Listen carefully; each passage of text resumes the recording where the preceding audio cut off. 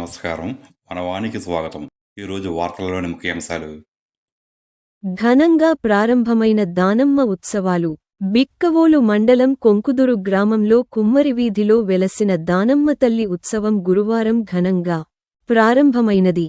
గ్రామంలో వెలగలవారు మరియు కొవ్వూరివారు దానమ్మ తల్లిని తమ ఇంటి ఆడపడుచుగా భావించి తమ తొలి సంతానానికి తల్లి పేరు పెట్టుకోవడం ఆనవాయితీగా వస్తుంది. వీరు ప్రతి సంవత్సరం దానమ్మ తల్లి ఉత్సవం నిర్వహిస్తారు.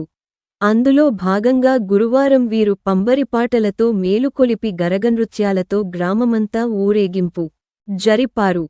అనంతరం ప్రత్యేక పూజలు జరిపిన తర్వాత వెలగల, కొవ్వూరి వంశీకుల కుటుంబ సభ్యులు, వారి బంధువులు భక్తి శ్రద్ధలతో అమ్మవారిని దర్శించుకున్నారు.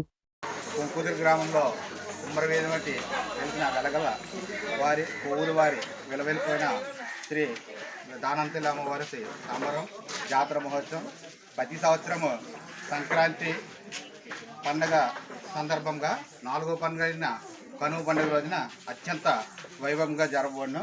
వెలగల వారి ఆడపడుచులు, కోరువారి ఆడపడుచులు, ఇంకా గ్రామంలో ఉంటే అందరి సమక్షంలో ఈ జాతర జరగబడును.